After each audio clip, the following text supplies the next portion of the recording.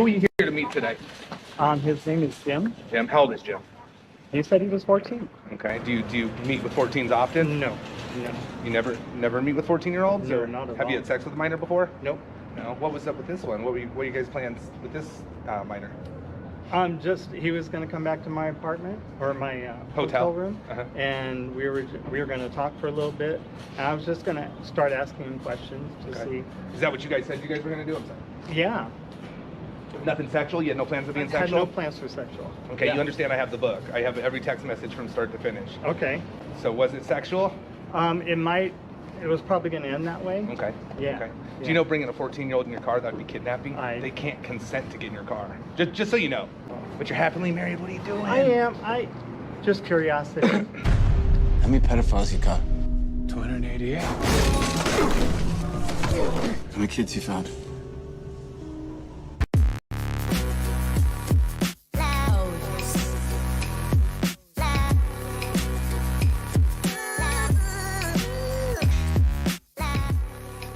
I'm going to do something that a lot of people won't do in regards to this movie. Now, I'm not giving a critique or review of the movie, which would be strange since I haven't seen the movie. I do plan on seeing the movie, but I want to show something. I want to let you all into a world that you will not probably have known or have even thought about. Matter of fact, it would make you uncomfortable to think about. We talk about this issue of child sex trafficking, but we really only talk about it from one vantage point. Now, before I go into where I'm going, I didn't realize that there was that big of a deal in terms of people who had a problem with, one, this movie, and then really the reason why. We're going to kind of try to drill down into this issue. There is pushback from people who I wouldn't say that you wouldn't think that they would, but there just shouldn't be any pushback whatsoever regarding this. There should be none whatsoever. And so I would say there's two things. One, if you have not seen the movie or made plans to go see the movie, go see the movie. Go see the movie. As a matter of fact, if you don't know what the movie's about, maybe you haven't, but here's a trailer. Here's a part of the trailer for that movie. It is the fastest growing international crime network that the world has ever seen. It has already passed the illegal arms trade, and soon it's going to pass the drug trade. Because you can sell a bag of cocaine one time to a child 5 to 10 times a day. God's children are not for sale. Now, I like when he said that God's children are not for sale. This is for the movie The Sound of Freedom. It's getting a lot of buzz. As a matter of fact, it's getting a lot of buzz from people who haven't even seen the movie or who don't want others to see the movie. And there is a reason why. I'll talk about the reason why on the other side, but some of you all have seen this interview that was done by I think it's Jesse Waters on Fox with one of the men that's involved with the show. And so let you listen to him, and then we'll go to someone else who has a differing view on this. Why is the media hating this movie? You know, I can't understand it. The film was made, produced, written like 6 years ago, way before anyone heard the name QAnon. I still don't even know what QAnon is. In the meantime, they're trying to connect it to some conspiracy when, in fact, like you said, this is a true story. These are real kids. I mean, these kids are my friends. They're young adults now, the ones that were rescued. They're going to come out soon and tell their story. It's going to be very awkward when the mainstream media comes after these kids next and accuses them of being part of some conspiracy when, in fact, they were rescued from a life of rape. Now, before we go back to it, one of the things that's happening is there are people that are saying that there's QAnon, or that there are people that are connected with QAnon that are involved in this video. I don't know that to be the case or not. I do find it strange, though, that they are always quick. Certain people, certain folks on the left, tend to be pretty quick on pulling the trigger on what is a conspiracy or having conspiracy theories. When someone on the right has a conspiracy theory, they shoot them down as though it's absolute nonsense. But the only reason why this movie is getting steam, the only reason why this movie is being pushed is to bring folks into this whole little QAnon registry and so forth. And something having to do with Jim Caviezel also, who is the main actor, that he is supportive of this. I don't know that to be the case. And the truth be told, honestly, in regards to this, I really could care less, and you should also. It's the most bizarre thing I've ever seen in the media, perhaps. I mean, this publication says The Sound of Freedom is a superhero movie for dads with brain worms. and that it fetishizes the torture of its child victims. Is that what the movie does? It absolutely does not do that. It tells a story based in truth. And, you know, what I think is happening, Jesse, I think that the left and these media outlets, they don't want to have a discussion that this film is going to compel. A discussion. Now, what he's saying is that it's motivating people that might have a desire to kind of be vigilantes and so forth, who are maybe sick and tired of where the country's going. Is there some of that? Yeah, there's going to be some folks that are sick and tired of the way this country is going, and this adds to it because this country is going in a way that no one ever would have imagined, especially when you think about how kids are being treated. These are people who cannot defend themselves. These are people who don't know enough to defend themselves, but yet and still they are fair game for the vultures out there. And there are people who are making money off of them. There are people who are making this into sport, into how we're going to deal with them. There's going to be a price to pay at some point in time in the future. I'm not sure exactly what it's going to look like, nor does anyone else, but there's going to be a price to pay. And I'm not even talking about the price we're going to pay at the hands of God.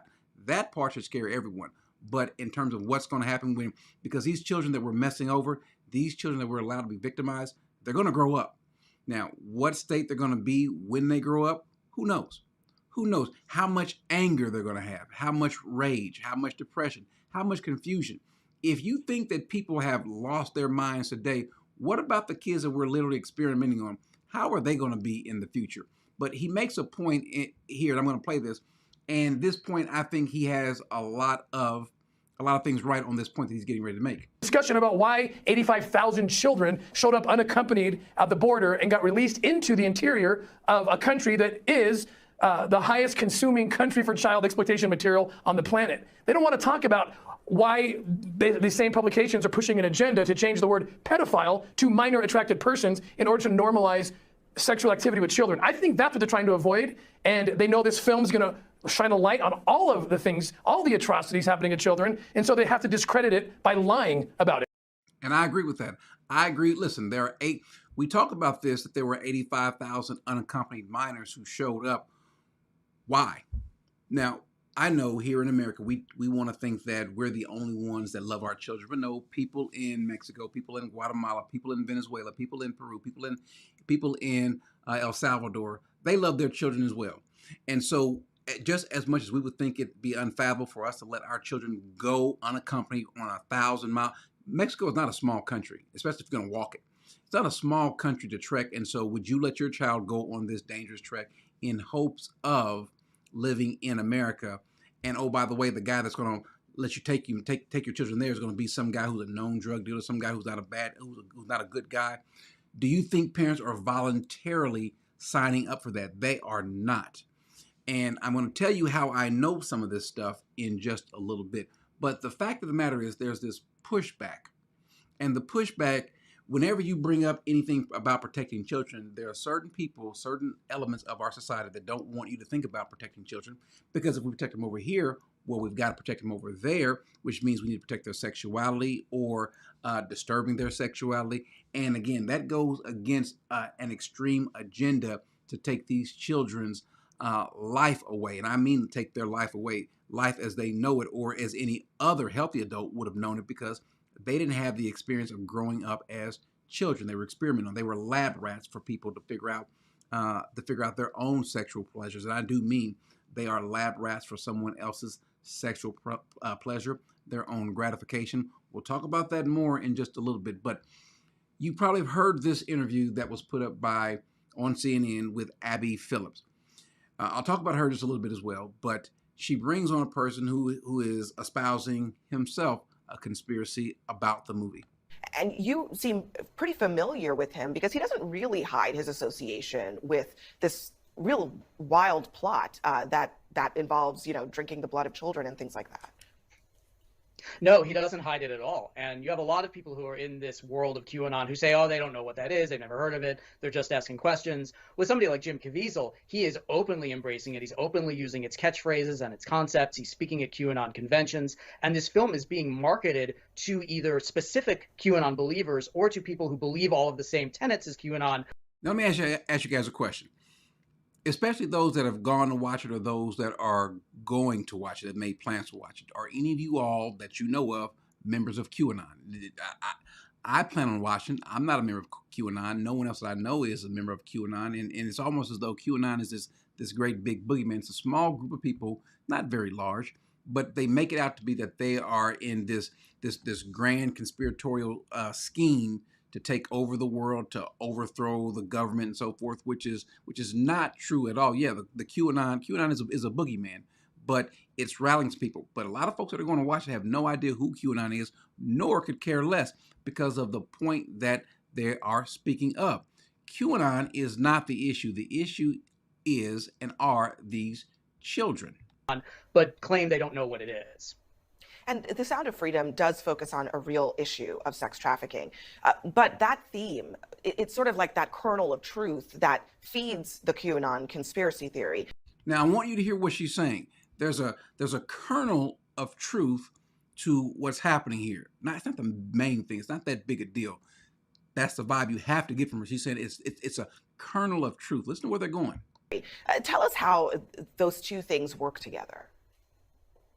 Sure, and the most durable and the most believable conspiracy theories are not entirely false. There's something in them that is true, and the rest of it is false. But the believers point to the one true thing, and they say, oh, you don't believe that this particular thing is true. In terms of child trafficking, we know trafficking is real. We know it has real victims. No one is denying that. But these films are created out of moral panics. They're created out of bogus statistics. They're created out of fear. And with something like Sound of Freedom, it specifically is looking at QAnon concepts of these child trafficking rings that are run by the high-level elites, and only people like Tim Ballard and only people like Jim Caviezel, and by extension, only people like the ticket buyer can help bring these trafficking rings down. So there's a very participatory element. You're not just going to see a movie, you're just killing 2 hours on a hot day. You are helping bring down these pedophile rings and save children. Now, it's not true, but it's a very comforting and it's a very warm feeling to have.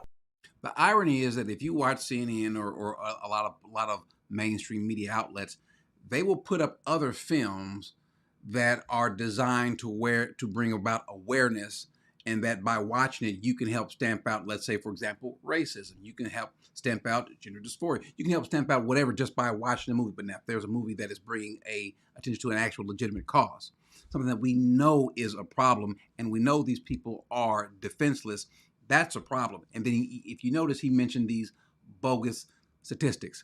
You know, the problem with saying that, to some degree, he has a point about calling them bogus statistics. You know why? Because there's just so much of it. We don't know how many children are being trafficked. We don't have a full handle on it. All we do know is that it is a lot. That's the point. There's a lot of children that are being affected, not just here in America. Again, we're talking about 85,000 children unaccompanied that come here. And we don't know where they're coming from, where they're from, where they're headed to. We're going to talk about this network that has been set up if you think that this is just something that's just happening. Now, some of this is unsophisticated, but some of this also is sophisticated. And it's not just happening here, but as he said, that we are this country and other Western countries as well. That means Canada, that means the UK, but definitely America. We are the largest consumer of child porn and children who are trafficked sexually, without question. The gentleman that you saw in the early part of in the intro, the guy that was going to meet the kid, the 14-year-old, that happens a lot. That happens a lot. I'm going to tell you how I know in just a little bit. But this woman, Abby Phillips, there was a time when you first heard of her, she became even more famous because of President Trump. She asked a question, and then Trump excoriated her. And I thought at the time that actually Trump went a little bit too far. You want him to rein in Robert Mueller? What a stupid question that is. What a stupid question. But I watch you a lot. You ask a lot of stupid questions. I no longer have a problem with that. I no longer have a problem with that because where she has positioned herself, she is no ally for one, America, but then obviously even for the kids, because she could choose a line of questioning or just simply quit. Someone would hire her. But to make yourself a part of what's happening here, and by the way, guys, it's not just CNN. And oh, by the way, this is not just happening now. As he said, this movie was put together in the works over 5 years ago, or about 5 years ago. I didn't know that, which is amazing. it's one of those independent films, not from a major production house. And when you look at just the video, the quality of it, pretty good. It's pretty top notch. So amen to that. Glad that the awareness comes out and comes out in a quality fashion. But CNN reporting on this is they're not the first to do so. They're not the first to do so. As a matter of fact, here is an interview on MSNBC of all people, some two years ago. But perhaps no issue is more important than the conspiratorial thinking that has led many otherwise well-meaning Americans to raise awareness about child sex trafficking epidemic that simply does not exist. Now, Jersey said she's raising awareness of a child sex epidemic, a child sex trafficking epidemic that simply does not exist. That was her words. Joining us now, staff writer at The Atlantic, Caitlin Tiffany. So, Caitlin, tell us first of all about the conspiracy that's being pushed here. Yeah, so this is sort of looking at the long tail of some really vivid conspiracy theories that people probably heard a lot about last summer. But it's become sort of a popular piece of folklore now that there's several 100,000 children going missing in the United States every year. That's circulated as fact mostly on social media. Those kinds of things where people were really fervently believing and promoting this idea that there is this epidemic of child sex trafficking. But according to them, I guess this is no epidemic. There's no epidemic. This is all made up. This is what it really is trash. And I'm gonna say something just a little bit. I want to get these things out of the way. But this is without question just trash. Now, this was 2 years ago. And children vanishing in the United States, and that the government or the media is either complicit in some way or just willfully overlooking it, or paying more attention to other things like the pandemic, or I also heard a lot about the media paying attention to the Black Lives Matter movement instead of the missing children. All over the country, well-meaning Americans are convinced. Now, what I want to do is I'm going to play a little bit of this excerpt from her. But you ever wonder why maybe CNN might not want you to see what was happening? This is because could it possibly be that one of their friends, one of their buddies, one of their executives, this particular gentleman here, let's see if I can put this on the screen. This gentleman here was indicted. Former CNN producer John Griffin sentenced to 19 years for trying to lure a child in. Maybe that has something to do with the fact that CNN is against it, and other people that are partnered with them. Maybe because you haven't heard a peep from them about him.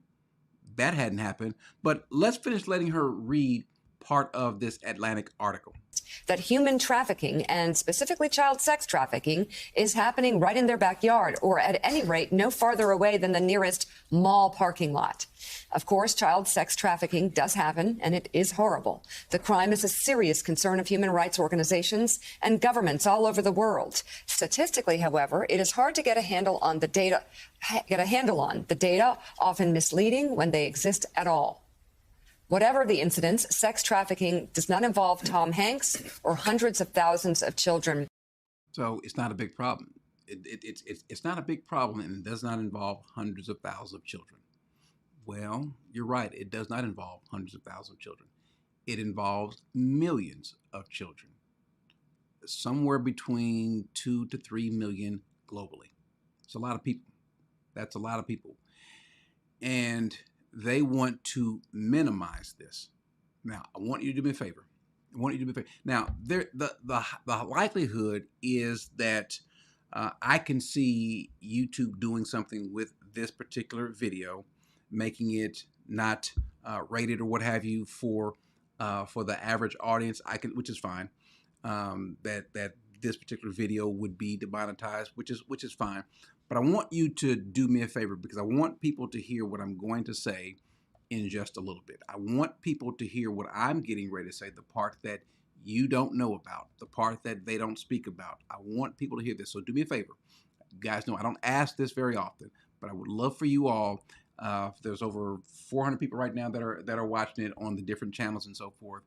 I want you all to push like, because I want them to be forced to push that. I want people to hear what I'm going to say about this in just a little bit. But do me a favor, push this out by hitting the like button for the algorithm. Again, I don't normally do this, but this is one of these moments where I think it's necessary. So that being the case, they're saying that it's not that big of a deal, that the government is not complicit, or the government has not turned a deaf ear or a blind eye to it, looked away.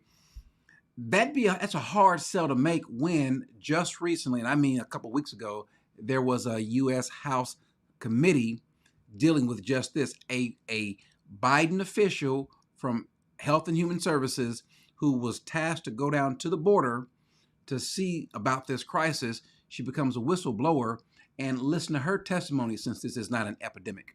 85,000 that are missing. Today, children will work overnight shifts at slaughterhouses, factories, restaurants to pay their debts to smugglers and traffickers. Today, children will be sold for sex. Today, children will call a hotline to report they are being abused, neglected, and trafficked, and we don't know if they're going to get the help they need. For nearly a decade, unaccompanied children have been suffering in the shadows when I volunteered to help the Biden administration with the crisis at the southern border. As part of Operation Artemis, I was deployed to the Pomona Fairplex Emergency Intake Site in California to help HHS, Office of Refugee Resettlement, reunite children with sponsors in the United States. I thought I was going to help place children in loving homes. Instead, I discovered that children are being trafficked through a sophisticated network that begins with recruiting in home country, smuggling to the U.S. border, and ends when ORR delivers a child to a sponsor. Some sponsors are criminals and traffickers and members of transnational criminal organizations. Some sponsors view children as commodities and assets to be used for earning income. This is why we are witnessing an explosion of labor trafficking. Now, whether it's intentional or not, it could be argued that the United States government has become the middleman in a large-scale, multi-billion-dollar child trafficking operation that is run by bad actors seeking to profit off of the lives of children. Now, I don't know if you caught what she said, but what's happening is these children are being brought up. Now, remember, and I misspoke. I said 85,000 unaccompanied minors. No, I'm sorry. I misspoke. It's worse.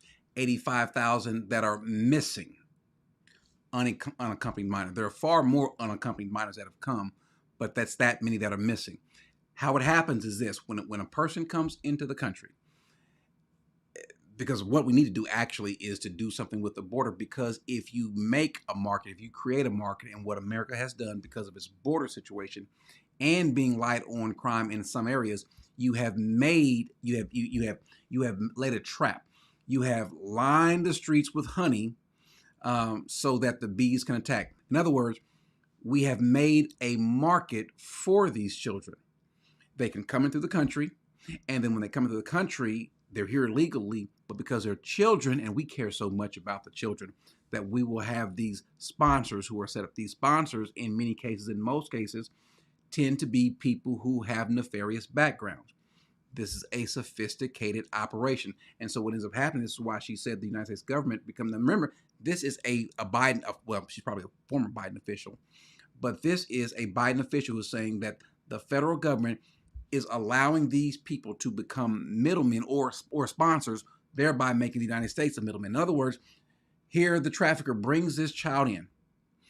The child is placed in the United States government's care and then sent away to one of these sponsors. In many cases, a sponsor is a sponsor for multiple children. And we know this, and we're not doing anything about it. How in the world can this guy be a sponsor for this child, that child, when clearly this child doesn't know them? And what's happening is, and I didn't know this at first, but some of these folks that may come from places like Guatemala, who may have a Mayan dialect and cannot speak Spanish with the others. And so here you've got a kid that can't even communicate with the people that are trying to help them, to cry out and tell them that something bad is happening. Why don't people care? Because people are commodities. One, if it gets out, it makes the government look bad. Well, we should look bad, but what we ought to do is, because remember, we had a problem if you put pictures that were in the Obama era, put them in the Trump era, blame Trump for having these kids caged in houses. Well, you know what's worse than that? Having kids sold on the streets for sex, having them trafficked.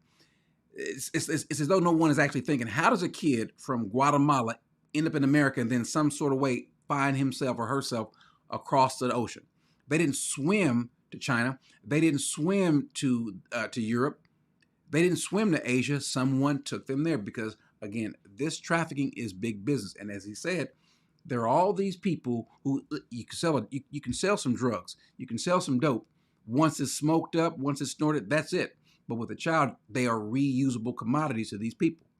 And for someone to think that that this isn't an ongoing epidemic, how many times do we see these things where the local government, and I'll talk about the local government in a second, but the local government is having these stings, and every time the local government puts out these little stings to catch these sex traffickers, they always net people, just like this one. More than 100 people in handcuffs accused of preying on women and minors forced into the sex trade. The undercover bust comes on the heels of a newly created human trafficking squad at the Hillsborough Sheriff's Office. That's where Fox 13's Aaron Mesmer is for us right now, and it sounds like maybe these operations are paying off.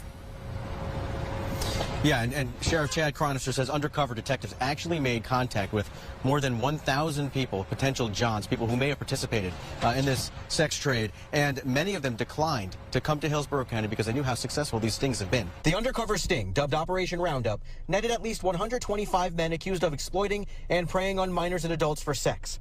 Those arrested include a Hillsborough public school teacher and a pastor from Tampa.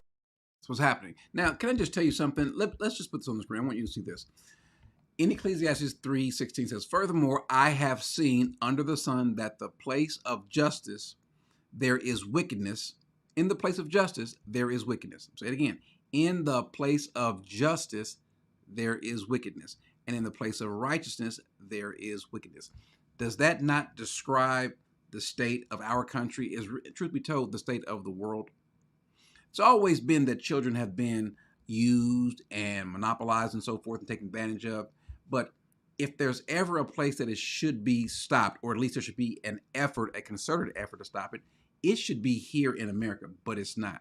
Now, I asked you to push the like button and push this out because of what I'm getting ready to say. Because Corey, what makes you an expert or an authority on this?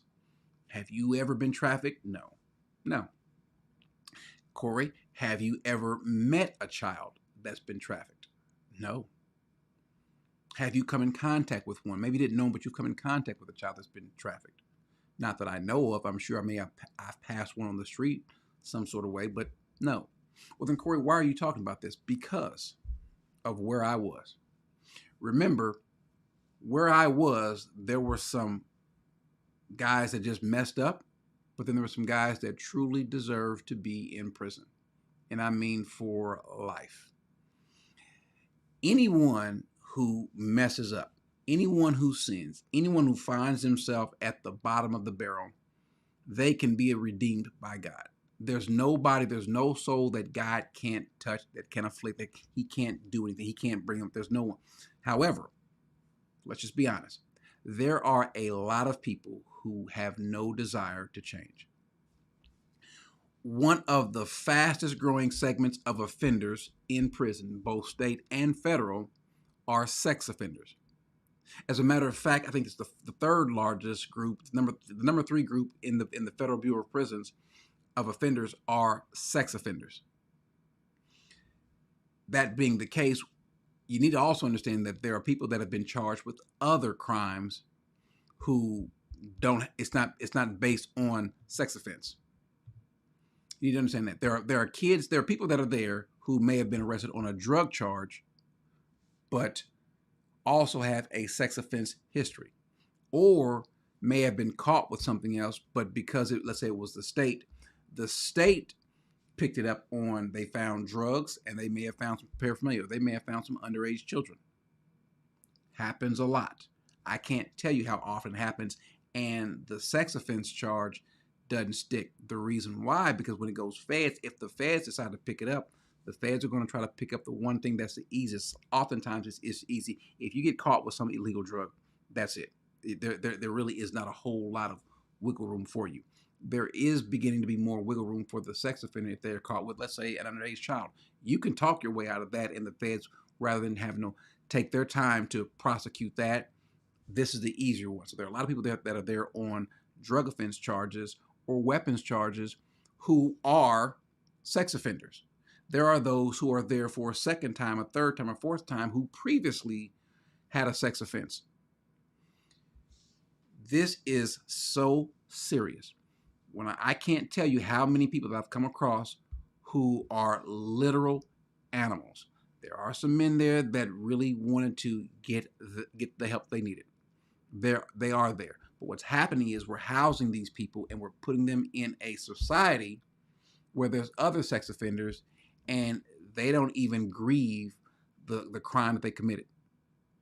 They don't even find it a problem because there's other people to say, hey, yeah, they gave us way too much time. All it was a few pictures. Well, first of all, even if it were a few images, a few pictures, it wasn't a cartoon picture. This was someone's actual child that you have pictures of or you have videos of, and you're selling it. The reason why why this is happening, because you, as the sex offender person that's housing or buying child porn, you have created a market. And someone's got to take care of that market. Someone's got to supply that market. Oh, by the way, while we're taking pictures of them, we're taking pictures of them in the act with someone else who we're also selling to. So they're getting an extra use from these children. Guys, this is what is happening. It is, as he says, the fastest growing illegal trade in the world. It's growing, and pretty soon it's going to pass the drug trade. Why? Because people have these sexual fetishes that must be met. And there's always going to be someone there that's going to be ready, willing, and able to supply it as long as you've got the money. You catch one of these kids, they don't know what to do. The kids, you know how hard it is to get a kid to be able to tell on the perpetrator, to identify the perpetrator satisfactory to where that person can be prosecuted, even if the person is here in the country. There are people that I know personally in prison who had children in their basement, who had kids locked up, who had kids on their payroll. I couldn't tell you how many times other men have told me, I've seen it before, where a guy pulls up in his car, he's selling something, but he's got a 13-year-old with him, a 14-year-old with him, boy or girl. I had an occasion to speak with a young man who wanted to put he professed to having faith in Christ. And he asked me, Corey, he said, listen, would you mind mentoring me? And so I did. And so we got to talking. And he said to me, well, I said to him, I said, well, what do your parents think about this? And he mentioned about things that he had growing in his life, that he was molested by someone, turned out to end up being his father. But what he told me was that his family didn't think that he was a monster. Well, first of all, the father part, that's a whole other thing, because we can see what happens. Bad parenting can lead people down the road to doing some bad things. But I asked him, I said, so you mean tell me you don't think that you're a monster? He said, no, I don't think so. I said, why not? He said, I think I messed up. I made a mistake. Well, let's get this straight. You were going to meet a woman, allegedly a woman. That part is true because I saw his paperwork. Going to look at a woman, visit a woman out of state. And you and her concocted, now who came up with this plan? But the plan was for you or for her to bring her 12-year-old daughter with her. By the way, this turned out to be the feds on a sting, but there are women who have done so, real women, not some bogus name online, but there's real women who have also agreed to sell their children. There are men in prison who I know who bought the children. There was one man, I'll never forget, and I'll go back to this other man, but there's one man who, now we're at Beaumont. Beaumont is pretty rough. They got him off of that compound, I mean, within seconds. Well, not seconds, but minutes. Because an article came out about him. We thought that he was just a crooked cop. No, he was not a crooked cop. He worked for immigration. He was some sort of deputy official, someone with a gun who was also out there, one of the immigration officials. And what happened was, come to find out, he was trafficking kids. Well, they don't play that there, messing with the children. And so once the word came out that that was him, he had to leave, and I mean within minutes. And I mean the entire compound, I would say the entire compound, but a lot of men were looking for him because of the grossness of what he was doing. He had his own little personal harem of 12-year-olds 13-year-olds, 14-year-olds. I think it was like 5, 6, or 7 of them. I can't remember. But also selling them, having them to stay at this house, having them stay at that house, and moving them around. There's some organization to this. So now going back to this young man, I asked him, I said, you don't think you're a monster? He said, no, I said, well, let me ask you a question. Let's say you were an older man and you've got a child and someone was to take advantage of your 12-year-old daughter. Would you consider that person to be a monster? I would. Let's just be honest. You were, if not still are, a monster. And he was one of the better ones. He was one of the ones that wanted to get help. He was one of the ones, because I can tell you this also, in the BOP, as far as that crime is concerned, there's not a lot of help for it. Now, they may want to help them, or they make them go through treatment afterwards, and they do have sex offender treatment programs in the BOP, but they are weak, they're light, and they're not mandated. That's the problem. That's the problem. And so this little network that this lady was talking about, I've heard and seen these networks. There are people in prison right now. They have these beauty contests. In the Bureau of Prison, it's not always enforced. They're not allowed to have either certain magazines or no magazines at all. Why? You would want to. I don't mean porn. No, you're not allowed to have porn in the BOP at all. Now it makes its way in there, but no, they're not allowed to have Good Housekeeping. They're not allowed to have Time or Life or Sports Illustrated. They're not allowed to have any magazines. Why? Because what comes with a magazine? There are going to be advertisements, and inevitably in those advertisements there are going to be children, pictures of children. They are not allowed to have pictures of children in magazines or newspapers. And so you would see these raids in the prison, and you think they're going to bust somebody with some drugs or some weapons, some cell phones, or some hooch, illegal liquor. No, they're going to bust these guys who are sex offenders to their rooms and go through their stuff and make sure that they don't have any material like that. You mean tell me this guy got caught with a Time magazine, a Life magazine, a TV guide, and now he's going, yeah, because what they're doing, they're cutting out these pictures and they are fantasizing over these children and they're selling these pictures. There's some wicked people. Here's the danger. Here's the problem, guys. Here is the problem. Here is the big problem that no one is talking about. These men are getting out. At some point in time, they all don't have life sentences. Some might have 10 years. Some might have 15 years. Some might have 20 years. Some didn't touch. All they did was have images. Some did touch. Some tried to traffic. Some took kids. This is what's happening. There is a monstrous mentality that is being developed, and I've seen the people who, not only the people who were perpetrators, I mean the people who were buyers, the people that were the customers of these children, the customers of these videos, the customers of these pictures. I've also seen the people who were bringing them in, bringing them across the border. And what we're not doing with this country is, here you've got a man who's got 4 kids with him. By the way, none of the kids look alike. This is just routine. And so that's my child, that's my daughter, that's my son, that's my cousin. And we let them go because we don't care. Why don't we care? Because again, it's what the man said earlier. This country has an appetite for harming children. We've got an appetite for harming children, and no one seems to care. As a matter of fact, if you say anything, they're going to label you as though you're the one that's wrong. They're going to label you. And the reason why this is important, guys, is because you need to be, as often as you possibly can, to be a voice, a loud voice. If a grown person wants to do something to their body, knock yourself out. You're wrong for it. If a grown person wants to engage in homosexuality, knock yourself out. You're wrong for it, and God will deal with you. But if a grown person wants to promote it amongst children, no. There is where the problem comes in. Jesus makes a statement. He says that he wants them to come to him because such is the kingdom of heaven. And then he says it would be better for that person if a millstone were hung around his neck and were thrown into the sea than that he would cause one of these little ones to stumble. Is that causing them to stumble? I think so. I think so. Now, are there some sex offenders who deserve, or I shouldn't say deserve, but who will do okay with getting a second chance? There absolutely are. But are there also some that should never see the light of day? They are. There are a bunch of those who, if in prison, you still are doing the very same thing that you did while you were there. In prison, you will find those that are there on a white-collar crime, those on a sex offense crime, those on a drug offense crime. Oftentimes, you'll see people who were there for a particular charge engaging in the same activity behind bars. Here's what I mean. Someone who was there on a white-collar crime, they may start.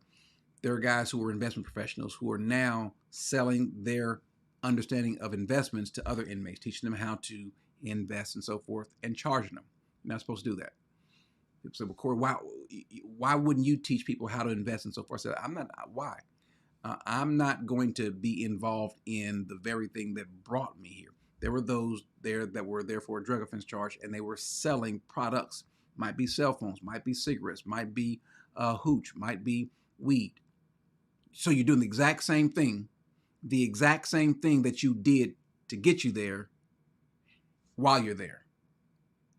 No remorse. As a matter of fact, what's happening is you're becoming more hardened, and you become more belligerent and more emboldened to do the exact same thing. You're not going to cut the switch off as soon as you walk out that door. And then there are those who are there on a sex offense charge who are engaged in the same thing. They'll get someone to send them some porn in, and they'll sell it. You mean to tell me whether it's child porn that they're selling or whether it's just traditional porn? The same thing. You want to engage in what brought you here. Well, it's different. No, it's not. No, it's not. And all you're doing is feeding your sexual fetish, your sexual desire, so that when you go out, if you weren't a monster when you came in, you certainly will be when you go out. People will say, Corey, we shouldn't. Yeah, I think you should stick to the scriptures and never warn people about these false teachers, because God will take care of them.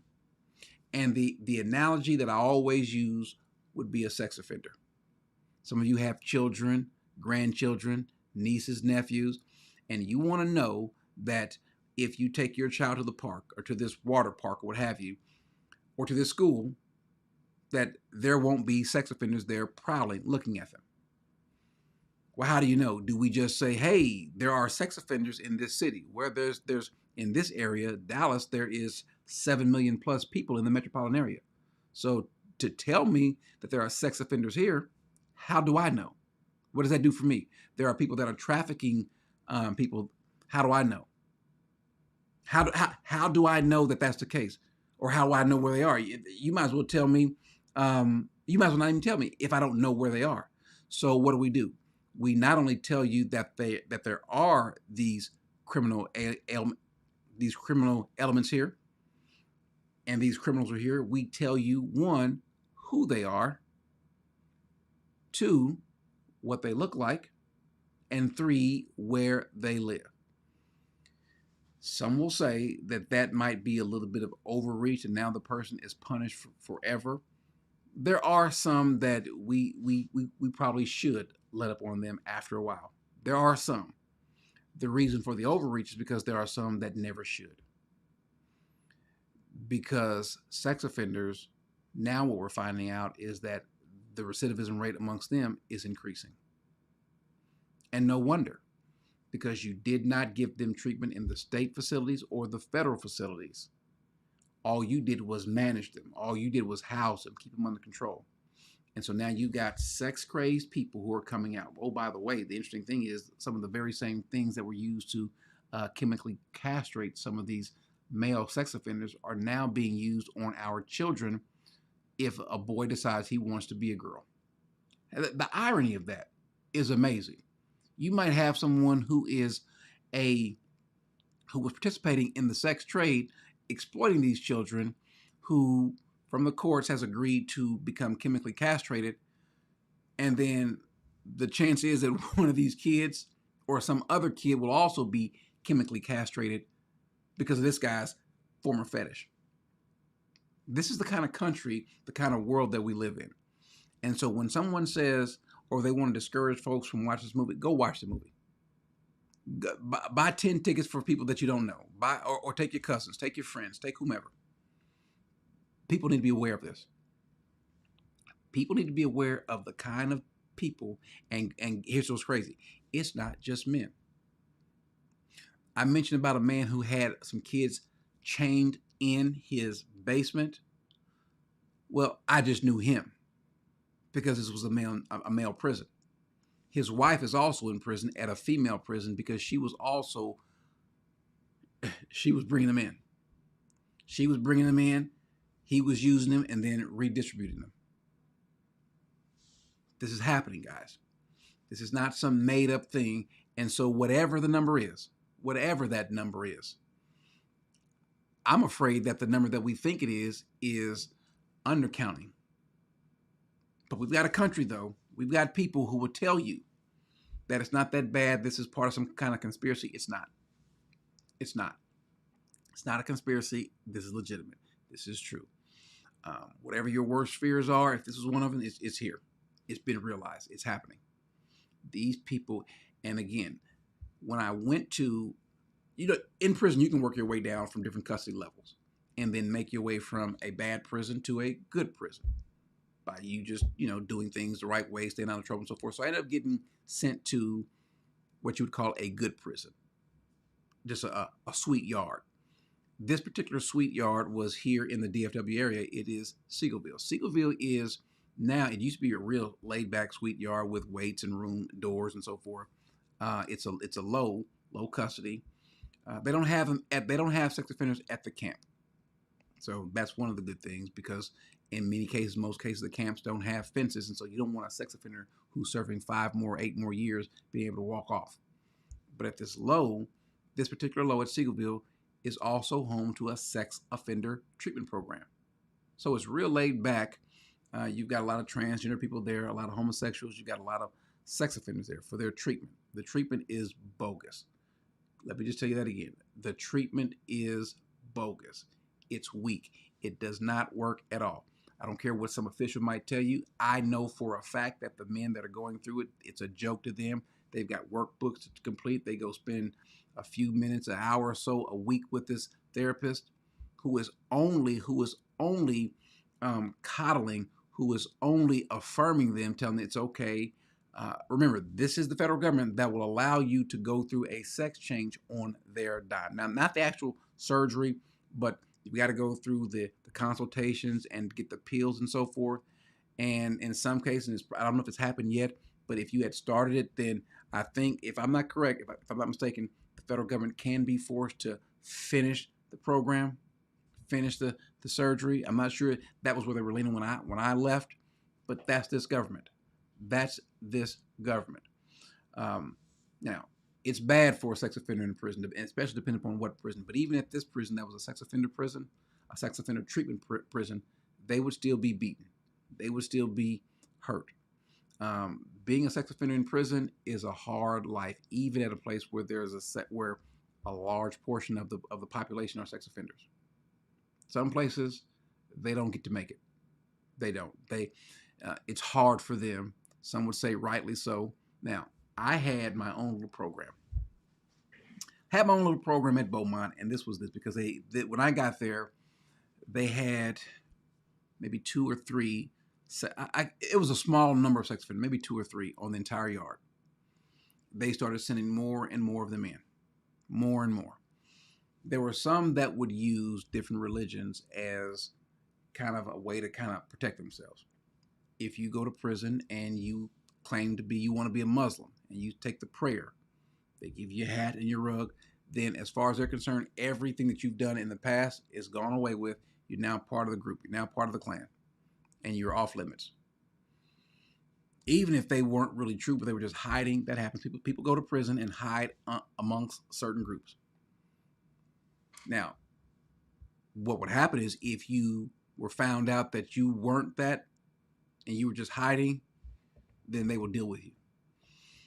My outlook was somewhat similar. That is, if a person is truly repentant and wants to be helped and be dealt with by Christ, well, then I got your back. I got your back. I was blessed. I would say I was blessed to get a little bit of favor. Not a little. I had some favor there on the yards with all the people. I wouldn't care if he was in a white gang, if he was in a black gang, Hispanic gang, as Brother Corey. Because if they know that you're serious and you're legitimate and you're trying to help people, well, then they will treat you as such. Now, if you're on some some junk, if you own some crap, they will fight because they see you every day. You can't hide in prison. You really cannot. What you are will come out. And so I said, treat all of the sex offenders that are at church that are trying, treat them like they're with me. In prison, that means that's part of my group. That's part of my clan. And so the Bloods, and this was really funny. This is how God can work. If you are really trying to serve God and grow, you had the Bloods, you had Crips, you had certain Mexican groups, not all because they hated them too, that would protect them for the sake of the other Christian brothers. Now, here's the deal. If you got caught doing something, if you got caught acting in a certain way or what have you, you're through. Hey, Corey, you know so-and-so and so-and-so's this and what? And so what we would do, we would go talk to this guy. Hey, what's happening? Because what it did was it risked the entire community and the yard. Because if this guy is acting up, doing something, behaving in a certain way, well then, and then they go and do something to him or to me or someone else, well, you got these other guys you got a lot of guys that are ready to fight. Now it can become an explosive situation. So we had to make sure that if you're serious, you're going to be serious. If not, myself or Brother Lax said, hey, listen, fine, you're on your own. There were people that were waiting to hear us say, hey, he's not with us. He's not with us. And we had to do it an awful lot. He's not with us. I don't care what he's not with us. We're not protecting him. We're not putting him out there, but he's not with us because he got caught with some porn. He got caught trying to send letters to some kids. There are guys that are there sending letters to kids. Still. Oh, no, you're not with us. Do I think that some of the treatment that people can get is harsh? Sure. Now, you are allowed to sin how you want to sin. You are allowed to do what you want to. What you're not allowed to do is to complain about the consequences that come with it. Sometimes the consequences, you might get some mercy. Sometimes the consequences are you might get killed. Sometimes the consequences are somewhere in between. And so if you find yourself getting some mercy, and this just goes for everybody, whatever your sin is or was, and you get mercy, well, then praise God. But if you get killed as a result of it, you don't have the right, I don't care what it is, to say, well, I didn't deserve to die. I didn't deserve to lose my arm. I didn't deserve to lose. No, whatever comes your way because of your sin, you have that coming. I would never complain about my sin and why I'm in prison. But there are people in prison. This is one of the first telltale signs about these people who have done these particular crimes and then complain about the harshness of their sentence. My point was I didn't deal with you. I didn't fool with you. If you think that what you did was not that bad, well then I'm sorry, I can't deal with you. Because there's nothing about you that's repentant. And you are the kind of person that will get a yard riot started because you're over here messing with porn and we're sitting trying to help you out. There are a lot of people there, let me just say it again, guys, a lot of sick people who aren't getting help. Now, I don't know what program we need to establish. I just don't know. I think one of the things that we're going to have, and this is the sad part, guys, we're going to have a lot of people who are going to be released, who are sick, and who will never get better. Let that sink in for a second. There are a lot of people who are sick, who will be released sick, and will never, ever, ever get better. What do you do with them? I think there needs to be some harshness to it. The Bible says this delayed punishment that we're used to doing around here, he says, because you've heard me pull this scripture before, because the sentence against an evil deed is not executed quickly, therefore the hearts of the sons of men among them are given fully to do evil. You take your time with the crime or with dealing with the criminal, then what are they going to do? Their heart is going to grow coarse, callous even more so, and then they will do even more so because they've grown that way. You're building an even greater monster. You think that because he's 5'2", 130 pounds, that he can't hurt? Yes, he can. Yes, he can. He will spend his money to pay for that child, and someone else with a gun or someone else bigger who can hurt that child will deliver that child to him. Yeah. Now you can order a child. Now you can have, hey, meet, or not necessarily to your house, but meet us over at this hotel. If you want to push government to spend money anywhere, have them push money and resources there. I mentioned earlier about the state and federal resources. The problem with the states is the states don't have enough of the resources and the network to keep up with this. You're in Kentucky, and here's this sex ring that comes through. If they're local, you can, but what if the sex ring is passing through or it's bigger? You can't get your hands on all of the tentacles. The federal government can, but as we see right now, our federal government isn't as interested as they ought to be.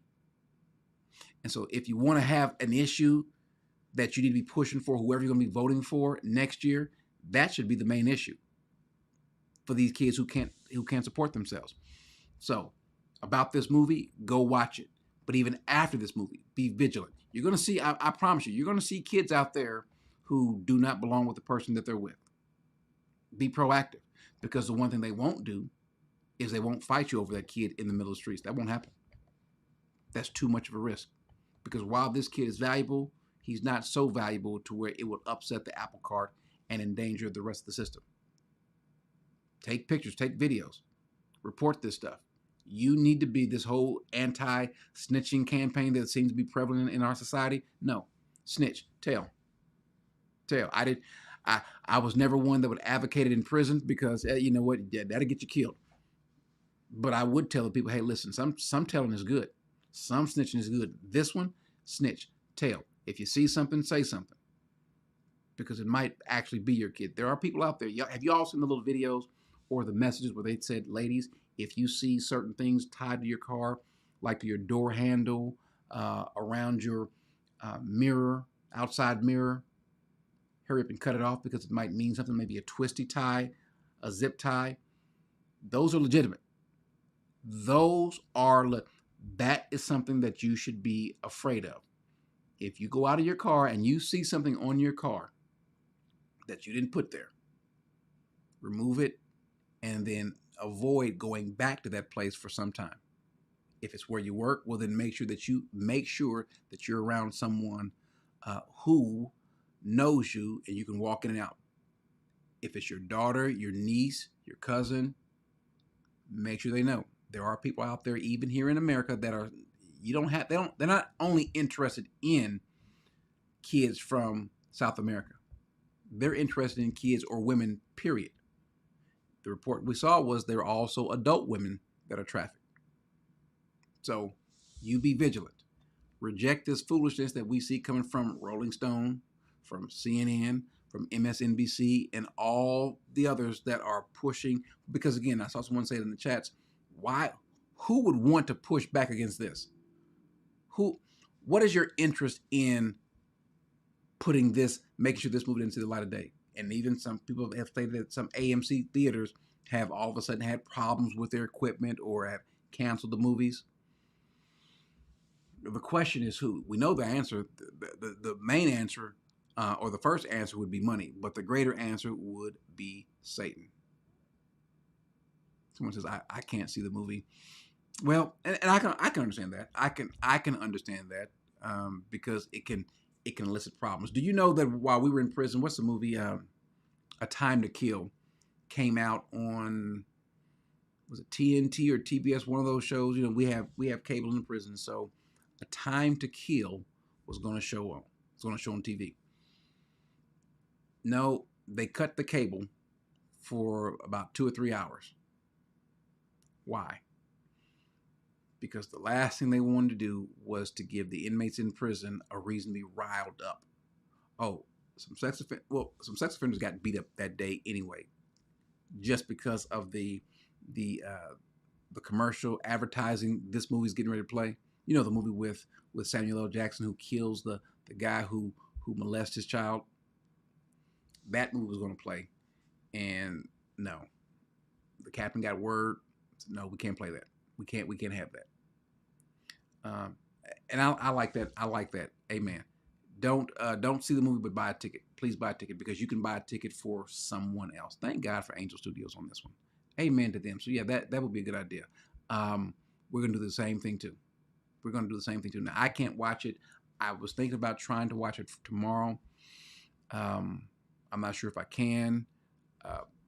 My grandchildren's other grandparents have them, which is funny. They live right across the street. My grandkids grandparents on this side of the street and on that side of the street. So they have their grandparents on both sides.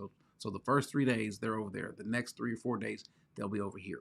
So we take possession of our children, our grandchildren on Saturday. So I can't watch it on Saturday. I thought about going on Saturday or Sunday. So I can't do it on Saturday or Sunday.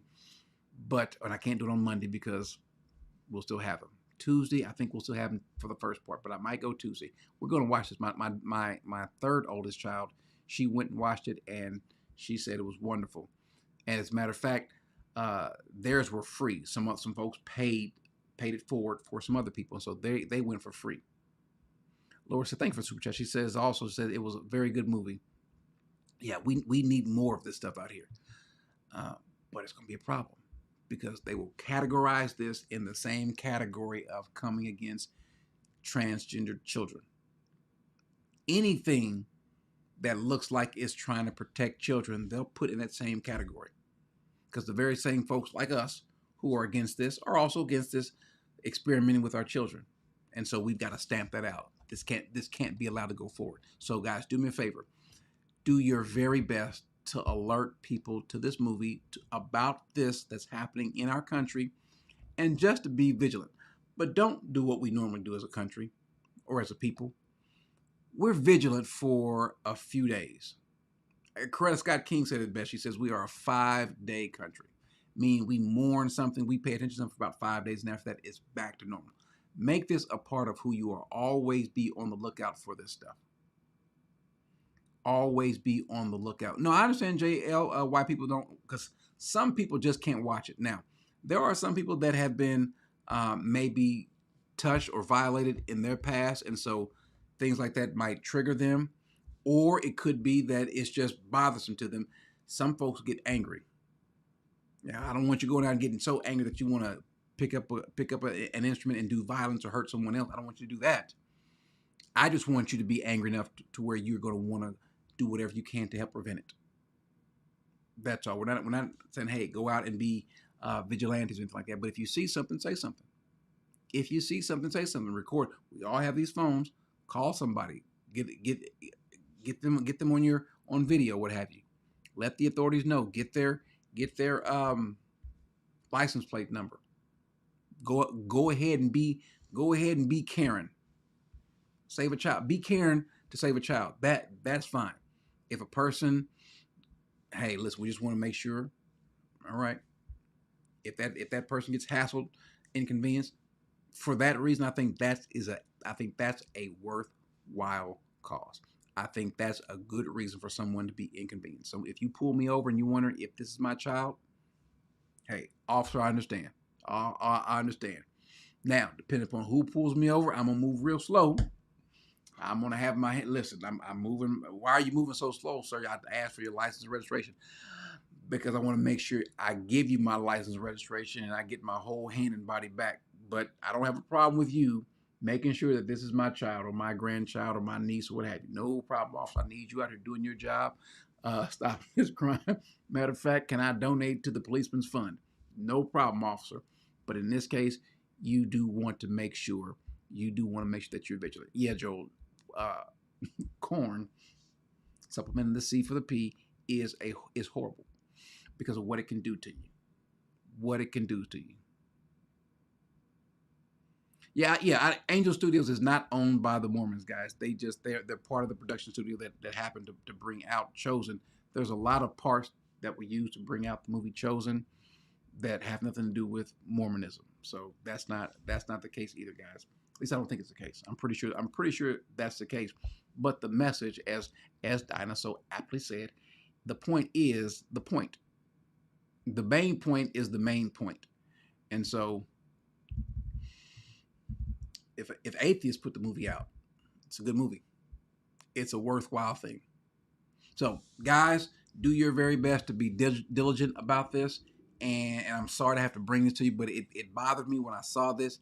It bothered me so much. So I mean, I thought I was going to be more emotional about it because I was earlier. I really was. I'm talking about I was angry.